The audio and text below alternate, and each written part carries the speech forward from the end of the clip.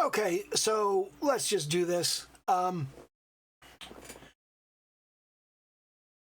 have spent most of today interacting with a lot of media about media, a lot of meta media, basically. And one of the more particular pieces that I saw, like the specific things I'm going to call out, I watched a guy complain about movies are not as good as they used to be because of woke, because of, women and minorities. That's why. I watched a woman talk about why comics are not as good as they used to be. And of course, she said it's absolutely not because of woke, because of women and minorities. And then there was a guy who was losing his shit over the cancellation of season 3 of Velma, but for a weird reason. Because first of all, he was like, "Oh, this guy said that season 3 was canceled," and then he came back and said, "Oh, I actually don't know if it's canceled." And then Warner Brothers came out and said it's canceled, and Wargarble, people are going to lose their jobs, and I'm just like. He kept ping-ponging back and forth between people are going to lose their jobs and this show is a piece of shit because animation is garbage and blah, blah, blah. And there were all of these people talking about all of this stuff. And of course, since I've been playing Starfield Shattered Space, I've been on the Steam forums for that game because I'm stupid and make bad decisions. And there are all of these people that are upset about various aspects of the game, and they say that games are worse and worse and worse, and they're going farther and farther downhill. And that all ties into this other thing that I see when I'm sitting over on Tumblr. On Tumblr, I come across a lot of young people, and specifically a lot of young adults.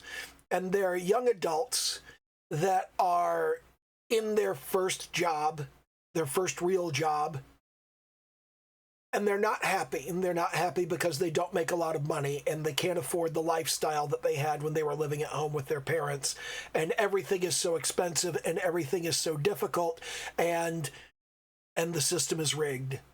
And occasionally you see somebody, well, it is Tumblr, so you don't see a lot of people going, "No, it's because of woke. It's because of women and minorities." It's not because of women and minorities. It's not because of woke. Woke isn't even new. I mean, I'll talk about that some other time. But the most important thing is I see all of these people that are complaining and complaining and complaining. They're complaining about their own job. They're complaining about the job other people are doing. They're complaining about the results other people are getting. And there's this common thread that runs through all of that. And even the woman who's saying it's not because of women and minorities, because there have been women and minorities in comics all the way from the beginning, which is true. If you know your fucking history, there have been women in comics all the way from the beginning. There have been women in science fiction all the way from the beginning, women in fantasy all the way from the beginning, women in video games all the way from the beginning. They've been here the whole goddamn time, okay? So they're not new. It's not a new thing that's come in here. What's new is we are trying to produce media. Movies, television, music, video games, animation. We are trying to produce media using people who do not love the media they are producing. That's the difference. That's the thing that's really gone off the rails over the past, 75 years. It used to be there was no money in comic books. There was no money in video games. There was no money in trying to do television, in trying to do movies. You did these things at great personal expense, at great personal sacrifice, at great personal risk, and almost nobody ever succeeded at it. And somewhere along the line, people got the idea that if you just go and do the thing that you want to do, that you'll be rewarded for it. That if you spend 5 or 6 years doing something, you'll become famous and you'll get a lot of money and you'll yeah, I've been doing this art thing for 6 years, and I don't have jack shit to show for it. And this is not a failure. This is normal. I didn't expect this to bear fruit for 7 to 10 years. Now, I'm still on a timeline, but I feel like I'm doing okay on that timeline. But anyway, these people that are going and getting jobs in this industry, they don't love their jobs, and you can tell because they notice shit. Like, you have people that are trying to make a movie, and they're like, oh my God, they put me up in this shitty hotel. Dude, I know indie filmmakers who slept under the camera's tripod with the shelter of the weather cover that goes over the camera. They rented the camera. They spent their rent money on the camera. They couldn't rent a place to live. So they rented the camera, and they have this weatherproof cover to put over the camera to keep it from getting wet if it rains. And that was their house, like a little tent. That's where they lived. That's where they slept. And people don't make those kind of sacrifices anymore because they don't care that much. They don't want to give up that much. They don't want to sacrifice. And nobody likes to sacrifice. Of course, nobody likes to sacrifice. But if you don't make any sacrifices for what you're making, you're not making it the best it can be. If you're comfortable, if you're not giving up something to make what you're making, you haven't put your all into it, okay? And it's the same way with your job. I see these people that are just like, why do I have to work 8 hours a day at a job? You're only working 8 hours a day? Really? Because when I first started at my first job, I had to struggle to get a full schedule in the first place. And when I did get a full schedule, I had to work like hell to get all of my shit done.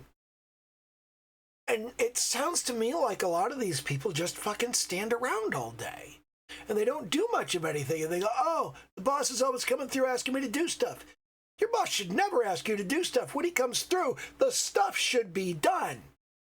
He should come in and look for stuff for you to do, and there shouldn't be anything. When he shows up, you should know what he's shown up looking for, and you should hand it to him. People always go, oh, you don't need to do that much for your boss. This is why you make minimum wage. It's why you're going to keep making minimum wage, and it's why you're not going to be able to get a better job, because you suck.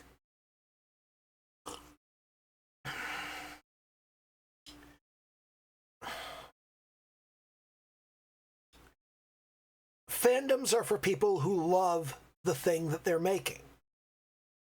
That's what they're supposed to be. That's what the fan in fandom is for. It's for fanatic. It's short for fanatic. If you're not a fanatic for the thing that you're making, you're not doing it right. Okay? You're in the wrong business. You're in the wrong industry. If you're working on season 3 of Velma and you get laid off and they go, oh my God, I lost my job. How am I going to pay my rent? Your first concern should be, oh my God, are we ever going to tell this story that we were doing for season 3 of Velma? If that's not your first thought, you don't care enough about what you're doing. Now, I'm not necessarily saying you should care that much about Velma, but if you don't, you shouldn't be working on it. You should be working on something you love. You should be working on something that you have passion for, something that you actually want to see completed, something that you want to be a part of. And I just see so many people across so many industries that are working on stuff because I can do this work and I get paid for it. But they don't love what they do. If you don't love what you do, you're doing the wrong thing.